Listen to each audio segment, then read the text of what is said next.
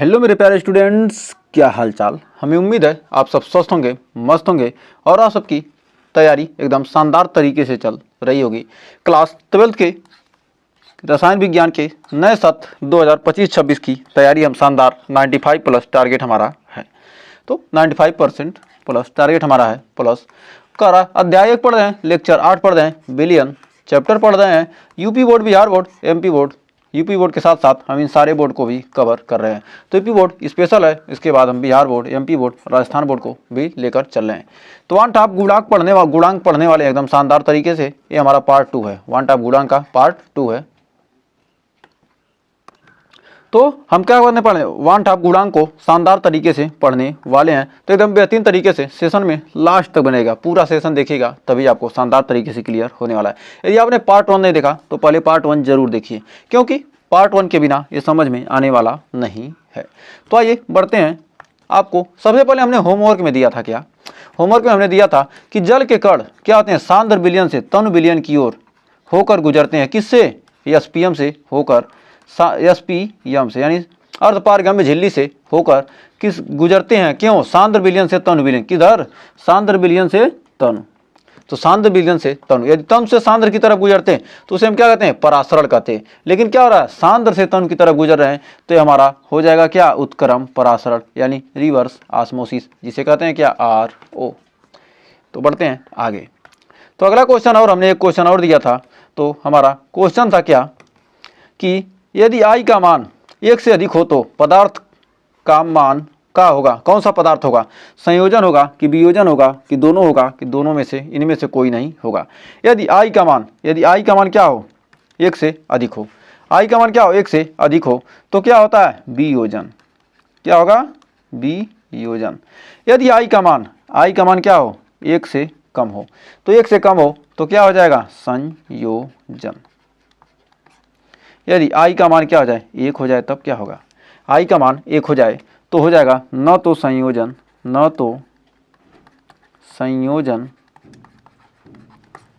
और न ही वियोजन। तो यहाँ से आप कौन सा आंसर सही मार सकते हैं? आई का मान क्या? 1 से अधिक है, यानी 1 से अधिक है तो यहाँ पर होगा क्या? वियोजन, यानी ऑप्शन नंबर बी हो जाएगा हमारा राइट। तो यदि आई का मतलब क्या हो गया? वन हाफ गुणांक। आई ही हमारा क्या है? वन हाफ गुणांक है, वन हाफ गुणांक।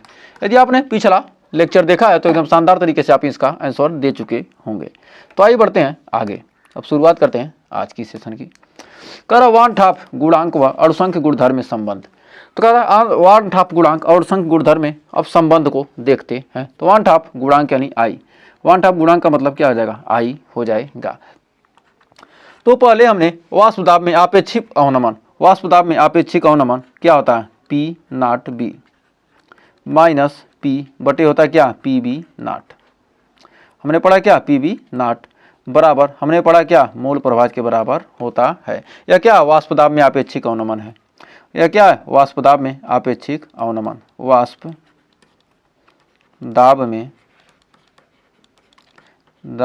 आपेक्षिक अवनमन। आपेक्षिक क्या है? अवनमन। वाष्प दाब में क्या है? आपेक्षिक अवनमन। फिर हमने दूसरा पढ़ा था delta T B. Delta T B बराबर हमने पढ़ा था क्या? के बी गुणे मोललता। के बी गुणे क्या? मोललता। के बी गुणे मोललता या क्या? क्वथनांक में उन्नयन। बी से बॉइलिंग यानी क्वथनांक में उन्नयन। क्वथनांक में उन्नयन।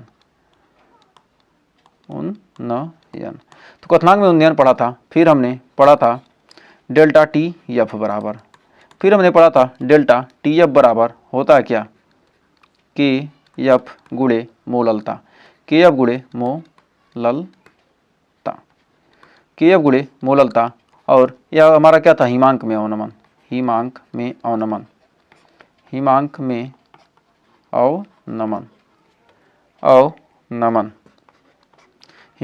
अवनमन।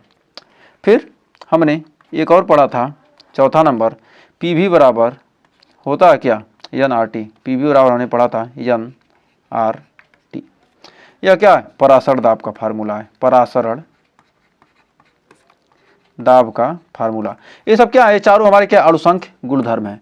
तो इसी का तो हमें संबंध बताना किससे, वन हाफ गुणांक से। तो वन हाफ गुणांक सभी में क्या हो जाएगा, इसके आगे सभी में क्या हो जाएगा, वन हाफ गुणांक जुट जाएगा। तो सभी में क्या होगा, आई से क्या हो जाएगा, गुणा हो जाएगा, सभी में क्या हो जाएगा, आई से गुणा हो जाएगा। और हमारा वन हाफ गुणांक और अणुसंख्यक गुणधर्म में यही हमारा क्या हो जाएगा, रिलेशन बन जाएगा। तो आइए बढ़ते हैं आगे, कुछ और जानते हैं। यदि वन हाफ गुणांक को, वन हाफ गुणांक आई हो, वन हाफ गुणांक, वन हाफ गुणांक क्या हो, आई हो, और वियोजन की मात्रा अल्फा हो, वियोजन की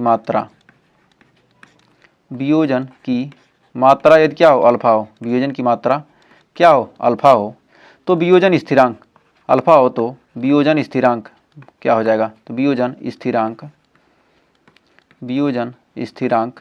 क्या हो जाएगा, वियोजन स्थिरांक के बराबर हमारा हो जाएगा सी अल्फा स्क्वायर, जहाँ सी हमारा क्या है, मोललता या मोलरता, सी क्या है हमारा, मोललता या मोलरता,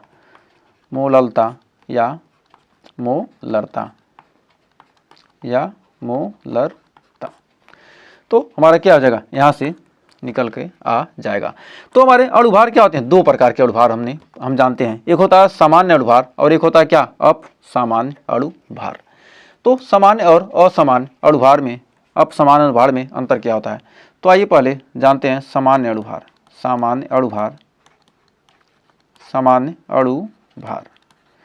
तो सामान्य अणुभार और अपसामान्य अणुभार होते क्या हैं। तो वह अणुभार जो यौगिक के सूत्र से प्राप्त होते हैं, जो अणुभार क्या होगा, हमें यौगिक के सूत्र से प्राप्त होता है, वो क्या होता है, हमारा सामान्य अणुभार होता है। तो कह सकते हैं वह अणुभार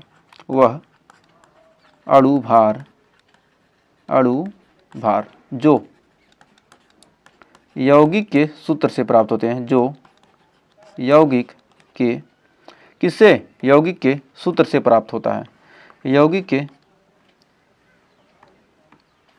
सूत्र से प्राप्त होता है, यौगिक के सूत्र से प्राप्त होता है।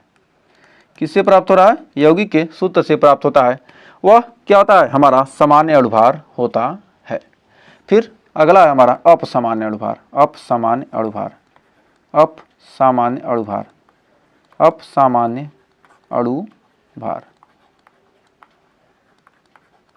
अपसामान्य अणुभार, यह एबनॉर्मल, ये हमारा क्या है, एबनॉर्मल, एबनॉर्मल।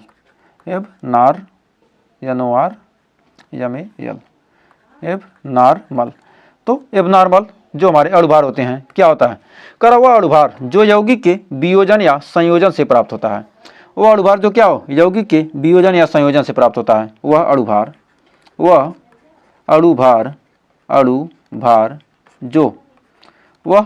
जो यौगिक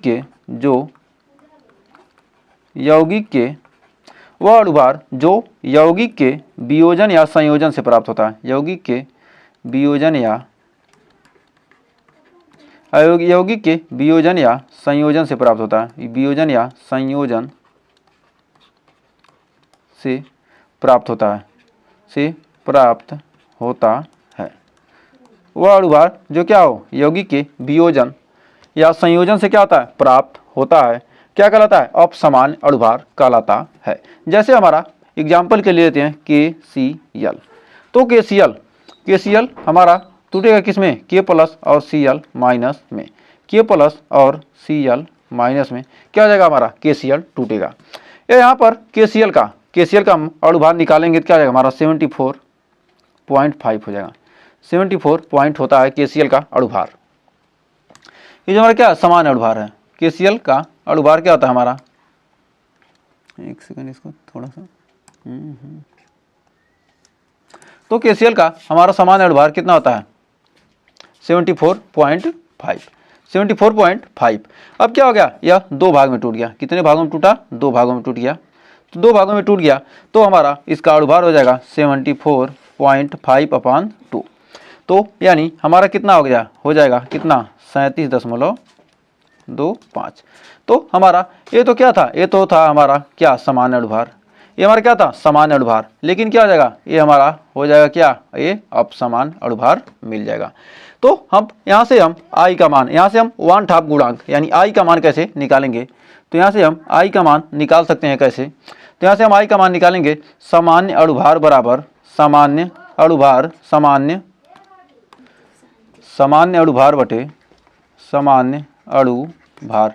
आई के बराबर क्या हो जाएगा हमारा सामान्य अणुभार बटे अपसामान्य अणुभार, अपसामान्य अणुभार, अपसामान्य अणुभार, अपसामान्य क्या हो जाएगा अणुभार।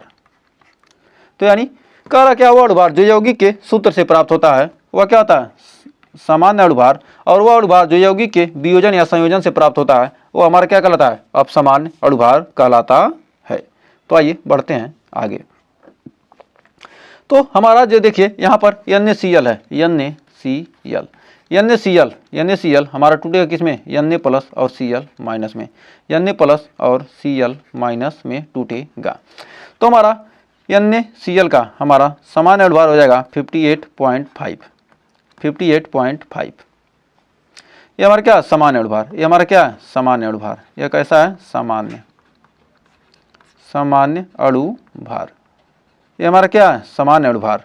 और हमारा Na प्लस और Cl माइनस क्या हो गया दो भागों में टूट गया ना, तो क्या हो गया यह वियोजित हुआ, तो वियोजित हो गया तो हमारा 58.5/2 यानी हमारा कितना आ जाएगा 29.25। तो 29.25 ये हमारा क्या है अपसामान्य अणुभार है। तो हमारा ये क्या है हमारा अपसामान्य अणुभार, अपसामान्य अणुभार। तो ये क्या है हमारा अपसामान्य अणुभार, ये हमारा क्या हो जाएगा ये अपसामान्य अणुभार हो जाएगा। तो अब आइए इस पर आधारित कुछ क्वेश्चन करते हैं एकदम शानदार तरीके से। तो देखिए बहुत ही शानदार क्वेश्चन है, कह रहा 2 लीटर जल में 25 डिग्री सेल्सियस K2SO4 के इतना ग्राम को घोलने पर बनने वाले विलयन का परासर दाब यह मानते हुए ज्ञात कीजिए कि K2SO4 पूर्णतः वियोजित हो गया है। यानी पोटेशियम सल्फेट क्या हो गया पूर्णतः वियोजित हो गया है। तो हमारा K2SO4 क्या हो गया पूर्णतः वियोजित हो गया है। तो आइए इसका सॉल्यूशन देखते हैं। तो इसका सॉल्यूशन देखते हैं। तो अब इसको यहाँ से लिखते हैं शानदार तरीके से। तो V बराबर कितना दिया है, कह रहा है 2 लीटर यानी 2 लीटर बिलियन है, और T कह रहा है कितना 25 डिग्री सेल्सियस यानी 25 डिग्री सेल्सियस कह रहा है। तो इसको लिख सकते हैं कितना हमारा केल्विन बदलेंगे कितना आ जाएगा 298 केल्विन। तो 298 केल्विन हमारा हो जाएगा। और यहाँ पर W का मान जो भार दिया है कितना 0.025 ग्राम दिया है। और यहाँ पर हमारा K2SO4 का अणुभार K2SO4 का रहा है, तो इसका हमारा यम अणुभार कितना आ जाएगा 174 कि पोटेशियम सल्फेट का अणुभार होता है कितना 174, और R का मान हम जानते हैं उतना कितना 0.0821 और I का मान यहाँ पर हमें निकालना है। तो I का मान हमारा कितना निकलेगा, तो हमारा क्या है I का मान हम निकालने के लिए हम क्या करेंगे, हमारा क्या जाएगा K2SO4 कह रहा है क्या पूर्ण रूप से वियोजित हो जा रहा है, K2SO4 हमारा क्या रहा है पूर्ण रूप से वियोजित हो जा रहा है। तो हमारा कितना जाएगा 2K plus SO4 double minus, ये हमारा क्या होगा SO4 डबल माइनस, तो SO4 डबल माइनस हो जाएगा। तो यहाँ पर SO4 डबल माइनस ये क्या रहा है पूर्ण रूप से क्या रहा है, कह रहा है वियोजित हो जा रहा है। तो यहाँ पर हमारा यहाँ पर क्या है ये इसके 2 अणु हैं और यहाँ पर क्या हमारा 1 है। तो टोटल वियोजन की मात्रा कितनी है 3, तो 3। तो I का मान यहाँ पर हमारा कितना आ गया 3, तो I का मान कितना आ गया हमारा 3। तो 3 अणुओं में टूट गया, तो यहाँ पर हमारा I का मान कितना आ गया, यहाँ पर आ गया 3। अब 3 आ गया तो हम जानते हैं PV बराबर होता है क्या, PV बराबर होता है I इंटू W बटे यम इंटू क्या होता है हमारा RT। तो P का मान पूछ रहा है, यानी कह रहा है क्या परासर दाब विलयन का परासर दाब यह मानते हुए ज्ञात कीजिए कि K2SO4 क्या पूर्णतः वियोजित है। तो V का मान हमारा कितना है 2 लीटर है, I का मान कितना है हमारा 3 और W का मान हमारा कितना है 0.025 और फिर हमारा M का मान कितना है 174 गुणे हमारा R का मान है क्या 0.0821 और हमारा हो जाएगा कितना, इतना हो जाएगा यहाँ पर हो जाएगा गुणे 298 केल्विन। तो हमारा 174 यानी 58 दूना कितना हो जाएगा हमारा 58, 58 दूना 174 और 149 दूना कितना आ जाएगा 298। और अब यहाँ से 3 से काटेंगे, 3 से कटेगा नहीं, तो यहाँ पर हमारा 2, एक सेकंड, ये 3 से काटेंगे तो कितना हमारा 3 5 15, 3 से काटेंगे 58 बार, और ये 2 से क्या होगा, ये हमारा कट गया 149। अब यहाँ पर आइए बढ़ते हैं आगे। अब हमारा यहाँ से P बराबर हमारा निकल के आ जाएगा कितना, P बराबर निकल के आएगा 0.025, 0.025 गुणे हमारा हो जाएगा 0.0821 गुणे कितना हमारा 149। तो 149 बटे हमारा कितना हो जाएगा, यहाँ पर हो जाएगा 58। अब यहाँ पर काटेंगे पीटेंगे 149 को, यदि हम काटते हैं तो कितना हो जाएगा 58 दूना यानी 50 दूना 100। तो हम यदि क्या काटते हैं 58 को, तो हमारा कितना हो जाएगा 2.5। तो 58 दूना 149, इतना आ जाएगा 2.5 बार में कट जाएगा। तो यहाँ से P का मान निकल कर आ जाएगा कितना 0.025 गुणे 0.0821 गुणे 2.5। अब इसका गुणा हम इसमें करेंगे, इसका गुणा इसमें करेंगे, तो 25 25 हम कितना आ जाएगा हमारा 625।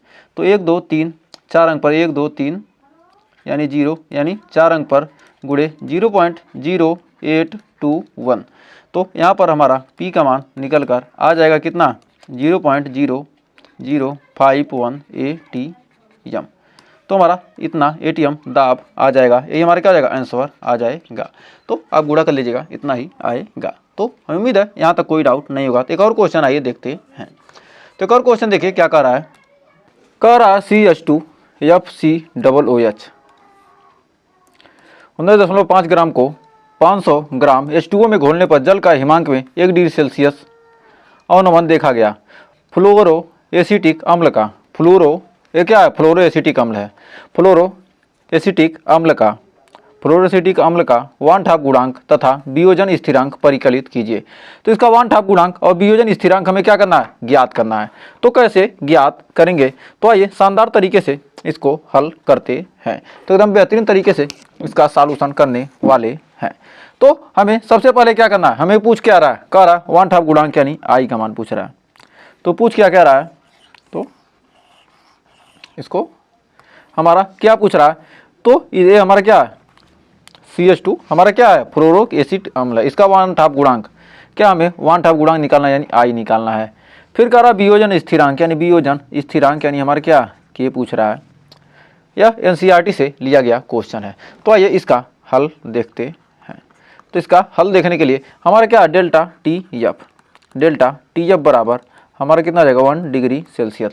डेल्टा TF हमारा क्या आएगा 1 डिग्री सेल्सियस, और WA बराबर हमारा हो जाएगा 19.5 ग्राम, और WB बराबर हो जाएगा 500 ग्राम। WB हमारा कितना आ जाएगा 500 ग्राम। और हमारा CH2FCOOH इसमें हमारा क्या जाएगा MA यानी अणुभार कितना आ जाएगा 78। अणुभार इसका कितना है यहाँ पर 78 है।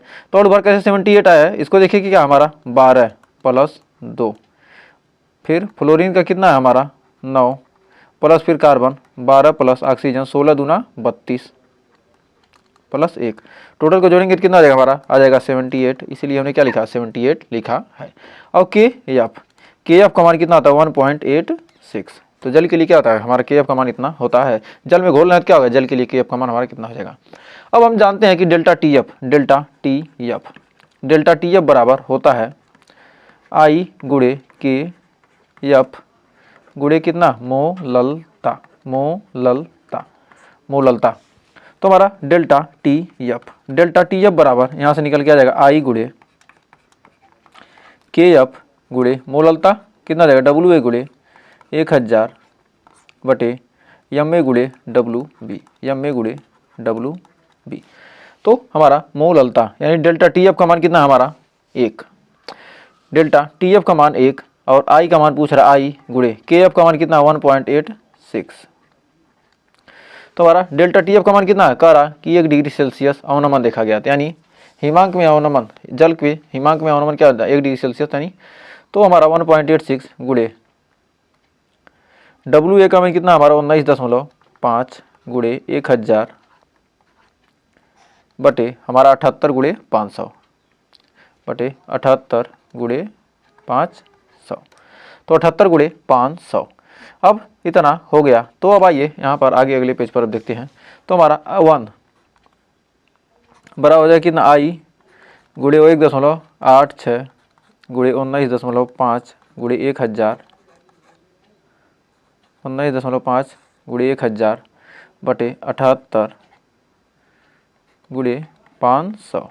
तो 500 दूना कितना जाएगा, 500 दूनी 1000, 500 दूना 1000, और हमारा क्या ये 78 है ना, ये हमारा कितना है, ये हमारा 78 है। तो हमारा 500 दूना कितना जाएगा हमारा 1000, और ये 2 से कटेगा कितना हो जाएगा हमारा 39।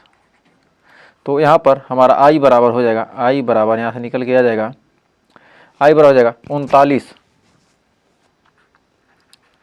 39 हमारा आई बराबर हो जाएगा कितना, 39 गुणे 1.39 बटे हमारा हो जाएगा 39 बटे 1.86 गुणे 19.5, 86 गुणे 19.5, तो 86 गुणे 19.5। अब यहाँ पर हमारा निकालेंगे कितना, हमारा 186 है। तो हमारा कितना हो जाएगा, 3 से 13 तियाँ 39, तो 3 बार में हम काटेंगे तो कितना हो जाएगा, 3 से काटेंगे 6 3 18 और 2 3 6 यानी 0.62।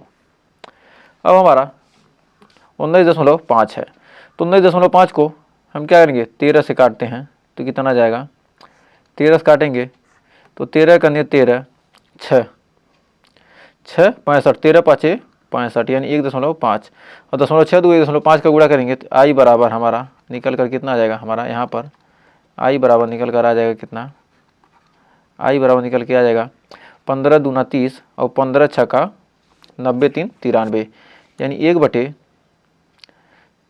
930 यानी 3 अंक पे दशमलव हो जाएगा 0.93930 यानी आई का मान हमारा निकल कर आ जाएगा कितना जाएगा, हो जाएगा 1000 नहीं 100/93 100/93 यानी हमारा हो जाएगा 1.07। तो 1.1 से अधिक क्या हो जाएगा, हमारा वियोजन हो रहा है। यहाँ पर कर क्या हो रहा है, वियोजन। तो क्या हो रहा है, वियोजन। ये हमारा क्या आ गया आंसर। तो ये हमारा क्या आ गया, वियोजन हो रहा है। तो पूछा क्या है, इसमें पूछा क्या है, कह रहा है कि 1/2 गुणांक तथा वियोजन स्थिरांक का परिगणन कीजिए। तो हमारा वियोजन हुआ, आई का मान हमारा 1 से अधिक आ गया तो वियोजन हुआ। अब हमें क्या करना है, अब हमें वियोजन स्थिरांक ज्ञात करना है। तो आइए अब वियोजन स्थिरांक यानी हमारा दूसरा इसका पार्ट करेंगे। तो वियोजन स्थिरांक बराबर हमारा क्या हो जाएगा, तो हमारा वियोजन स्थिरांक के लिए हम क्या करेंगे, सबसे पहले हम अल्फा का मान निकालेंगे। तो हमारा सबसे पहले हम जानते हैं CH2 FCOOH क्या होगा, ये हमारा टूटेगा किसमें, CH2COO माइनस और प्लस H प्लस। तो H प्लस में टूटेगा तो क्या हो रहा है, CH2COO माइनस और H प्लस में क्या हो रहा है, हमारा टूट रहा है। तो इससे टूटा, अब इसमें टूट रहा है। अब यहाँ पर हमारा क्या हो रहा है, पहले तो क्या था, पहले 1 था तो ये 0 0 था, लेकिन क्या हो गया, अल्फा दोनों वियोजित हो गया तो ये अल्फा इसमें भी निकल गया, इसमें से अल्फा वियोजित हो गया। तो आई का मान यहाँ से हमारा निकल कर आ रहा है कितना, 1 माइनस अल्फा प्लस ये तीनों क्या जुट जाएंगे, आप पढ़ चुके हैं पहले ही। तो हमारा आई का मान निकल कर आ रहा है कितना, 1 प्लस अल्फा और अल्फा आई का मान कितना 1.07 बराबर 1 प्लस अल्फा। तो यहाँ पर अल्फा का मान कितना जाएगा, 1 यहाँ से इधर आएगा तो क्या घट जाएगा, तो इतना अल्फा का मान 0.07। तो अल्फा का मान कितना 0.07 आ जाएगा। अब यहाँ पर हमें क्या करना, वियोजन स्थिरांक के का मान निकालना है। अब के का मान, अब वियोजन स्थिरांक, वियोजन स्थिरांक बराबर क्या हो जाएगा, वियोजन स्थिरांक के बराबर हमारा हो जाएगा C अल्फा स्क्वायर बराबर हो जाएगा के बराबर मोललता गुणे अल्फा स्क्वायर। तो मोललता यानी मोललता का मान कितना है हमारा 19.5 गुणे 1000 बटे हमारा 78 गुणे 500 इंटू अल्फा स्क्वायर। तो हमारा के का मान अब यहाँ से निकाल लेंगे तो हमारा कितना जाएगा 19.5। तो यहाँ से अल्फ़ा का मान यहाँ से के गुणे मोललता अल्फ़ा, तो यहाँ पर अब इसको लिखेंगे 19.5 गुणे कितना आ जाएगा हमारा 19.5 गुणे, अब यहाँ से भाग देंगे कितना आ जाएगा हमारा, यहाँ से काटेंगे तो कितना आ जाएगा 50 दूनी 100 और 2 कटेंगे कितना हो जाएगा 39 हो गया, 39 दूना 78। अभी कितना हो गया हमारा 39 दूना 78। अब यहाँ पर और हमारा कितना कटेगा, तो 3 से भाग देंगे तो 3 से 13 काटते हैं तो 13 3 39 और 13 से इसको भाग देंगे तो कितना आ जाएगा 13 कन्या 13 6 13 5 65 यानी 1.5। तो 3 से भाग देंगे तो कितना हमारा हो जाएगा 0.5। तो यानी 5 बजे, एक सेकंड कहाँ गड़बड़ हो रहा है, अच्छा 39 से काट रहे हैं ना, ये क्या है 39 से हम काटे हैं तो क्या होगा 39 30 4 5 20 200 और 5 घट गया हमारा, क्या हाँ ये कट गया। अब हमारा ये टोटल तो हमारा कितना हो गया कट गया, अब कट गया तो हमारा कितना बच गया, तो यहाँ पर वियोजन स्थिरांक यानी के का मान कितना आ जाएगा, तो हमारा यहाँ पर सारे क्या हो गए 39 दूना 78 यानी 500 दूना 1000 2 से कट गया 39 बार में 39 से कट गया, यानी अब यहाँ पर हमारा कितना हो गया आसानी से कट गया है। जब कट गया तो कोई दिक्कत नहीं, जब कट गया तो यहाँ पर हमारा अल्फ़ा का मान कितना है 0.07 का स्क्वायर, तो अल्फ़ा स्क्वायर का मान क्या 0.7 यानी 7 7 49 0.0049 7 7 49, ये हमारा क्या होगा के का मान निकल कर आ जाएगा। तो हमें उम्मीद है यहाँ तक आपको कोई डाउट नहीं होगा और अच्छे से क्लियर हो गया होगा। तो बढ़ते हैं आगे। तो आपने यदि सेशन को आपको यहाँ तक देखा तो बहुत बहुत धन्यवाद, और ये आपके लिए होमवर्क है। निम्न में से कौन सा संबंध सही नहीं है, PVI बराबर NRT या PV बराबर IRT या PV बटे T बराबर INR या P बराबर ICRT। इसको हमें क्या चाहिए, इसका आंसर कमेंट बॉक्स में चाहिए। तो इसका आंसर कमेंट में ज़रूर दीजिएगा। और सेशन को लास्ट तक देखा तो आपका बहुत बहुत धन्यवाद। और आपको सेशन पसंद आया तो सेशन को लाइक कीजिएगा, शेयर कीजिएगा, और चैनल को अभी तक सब्सक्राइब नहीं किया तो सब्सक्राइब जरूर कर लीजिएगा, क्योंकि बहुत ही शानदार तरीके से आपको हर टॉपिक को कराया जा रहा है, वो भी फ्री ऑफ कास्ट आपको। अभी तो क्या हो रहा है, अभी तो आपका धीरे धीरे हम पढ़ रहे हैं, तो टेंशन लेने की जरूरत नहीं है। इसका फर्स्ट चैप्टर हमारा क्या हो गया, ये थ्योरी पार्ट लगभग कंप्लीट हो चुका है। और इस पर क्या करना है, हमें न्यूमेरिकल कराने हैं। यदि कोई भी टॉपिक आपको छूटा लग रहा है कि हमने इस टॉपिक को नहीं किया, तो उस पर क्या होगा, कुछ न्यूमेरिकल हम कर लेंगे, शानदार तरीके से सारे टॉपिक आपको क्लियर हो जाएंगे। तो आज के लिए बस इतना ही, मिलते हैं नेक्स्ट वीडियो में इसके आगे के टॉपिक के साथ। तब तक के लिए टेक केयर।